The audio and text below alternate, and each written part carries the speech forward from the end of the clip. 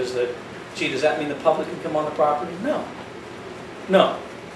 Now, if you want, yeah, if you want to work that, that's a different kind of deal. But for conservation easements, it's all about protecting the habitat. Now, what kind of habitat? All right. Well, it has to be a viable habitat for wildlife. If you're looking at it in terms of a conservation value. And so when you look at the piece of property, if you have 5 acres, and the 5 acres is, let's say, average land in Kendall County, and all the land surrounding it could be developed, and that's probably not going to be a candidate for a conservation easement, because 5 acres by itself is not a viable habitat for wildlife to support itself, and gradually would go into decline. 50 acres, yeah. What is the smallest? Well, it can be smaller than 50 if there are things like it's on a river. Okay, if you have a northeast facing slope that goes down to a river, amazing. These northeast facing slopes with a lot of elevation have tremendous diversity of hardwoods and so on, and diversity of animal life and bird life and so on.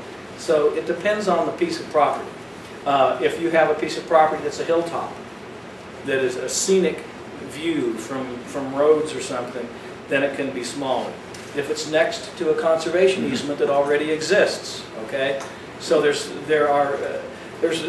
point is that you've got to be able to demonstrate it is of conservation value. And what you do is actually, to set this up, one of the first things you do is you get your consultants. And there's several different consultants that you need. You need an appraiser, you need an attorney, you need a surveyor, and you need somebody to do a baseline study of the wildlife on that property. So there's 4 different professionals involved. And I'm going to make sure that we go into detail about what each one does. The appraiser is important because the appraiser does a double appraisal. He looks at the property first of all and says, right now, what would be what they call the highest and best use?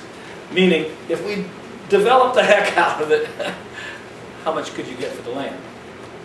You know, so that's the appraisal, and they use comparable sales that go on in that area to come up with the appraised value. But then they take a look at what if the property owner wants to limit the future development that can happen on that property. Now, let's say the property owner says, maybe I got 200 acres. I want 1 or 2 additional home sites, 6-acre home sites for my kids over here, but the rest of it, I don't want development on. Oh, I want to be able to have hunting on there, maybe run a few cattle or something, and keep my fences up, keep my ranch roads up. That's it. Okay, how much does that actually lower the value of the property? Well, quite a bit. Because that property can't be sold for somebody who's going to go ahead and divide it up and resell it. And that difference between the 2 appraisals, the appraisal without an easement on it and the appraisal with the easement on it, is used as the baseline for deciding what kind of tax break you get. Now, our attorney speaker, who is coming here tonight, who is held up by traffic, is on his way. He's on 46 coming in. And I like to let him go into the details of those numbers, because he's got a real good presentation on that. And so he'll go into those details. But before he does that, what I thought I'd like to do is have one of the property owners who have already put their land into a conservation easement. In fact, his land is on 46. His name is Ken Nickel right here, the Nickel Ranch. And I've asked him to come by and give you an idea of what his experience was like putting his land in a conservation easement. And so I'd like to do that now. So Ken, if you don't mind to step up, and I wanted you to have this perspective of another landowner. Oh, wait a minute. Well, okay, Ken, before we do that, there's something I forgot to do. Go ahead.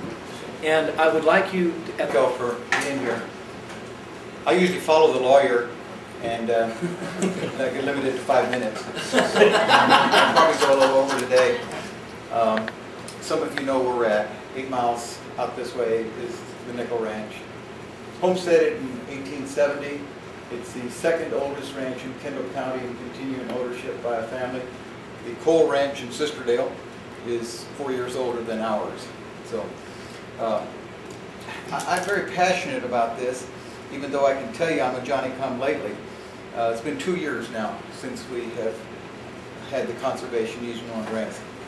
And although I haven't lived here my entire life, I was gone 26 years in the Air Force, I've been around agriculture my entire life, and I'd heard about the conservation easements when they were coming in. But always, as soon as I heard about it, a suspicion, red flag went up. It's a government program, and what are they trying to do? You know, so I really never got past that red flag for some time. But I finally opened up to it and started learning about it about 3 years ago, and started looking at what the opportunities were and how the whole process worked. Now, I'll give you our story. Yours is going to be your own story, unique, but I want to cover you some things from our perspective that I think might be helpful to you. I'll tell you what convinced me and where we're at today. The first thing I would do if I was in charge of this program, I would never have used the term conservation easement.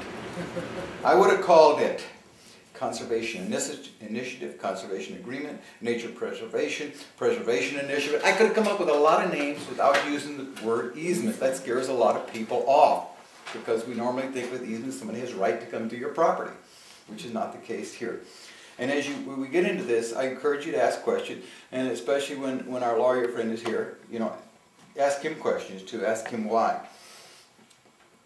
I want to give you 10 reasons that personally, I think this is the right thing to do for someone that wants to preserve their land for the future, okay? My daddy used to say, you know, we don't own the land. You own your car, you own your house, but you don't own the land. God owns the land. And we're stewards of it, and our goal should be to leave it better shape than we found it, if we can. And that certainly doesn't mean to me to have it be a housing development. That's number one. Number two, mentioned before, the legacy for that next generation. I've got 8 grandchildren, and we have a lot of fun out there. That's what I was doing today with them. They will enjoy what we call work if you can do it in a positive way. You know, they help me with all the ranch chores and everything. But we're hunting arrowheads, we're finding rock shaped in different places, we camp regularly, we play treasure hunt, we go bike riding, we go camping, we go hunting, we identify the grass and the trees and everything. And it is a great experience for them, a great experience for them that they'd never have otherwise. And it gets them off to computer games and everything too, and gets them out there to do something a little bit more useful. I have a son-in-law who's not from here, he's a city boy. And, you know, he's a lawyer, and it took him a little while to conceptualize what was happening. And he spent a lot of time in New York, and he said, you know, we all won't be here 100 years from now, but that could be the Central Park, like New York is. And you look around, and that may not be too far-fetched. So that's number two. The third one is preserving the land itself. Rufus Stevens was mentioned, who has his office here.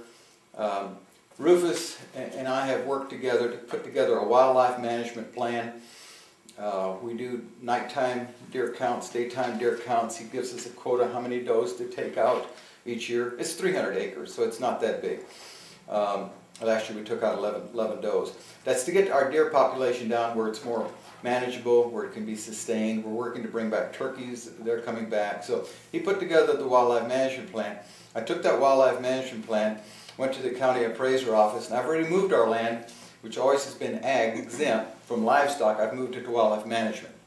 That's one thing that's easy to do when you're in this process, because I'm not sure, although I believe the future generation are going to enjoy that land, I don't think any of them may want to work as hard as I do with goats and cattle, and I still want them to have the tax ag exempt, and you just move it to wildlife and do wildlife management. So it's an easy thing to do. And while I'm at that, I might say the lawyer is going to talk to you about the financial aspects of it, how those two different appraisals relate. For 16 years, you getting a significant reduction of your federal income tax. He's going to talk about that. There's another one he may not talk about that we have finally gotten finalized here in Kendall County. We're starting to see more of these appraisals, these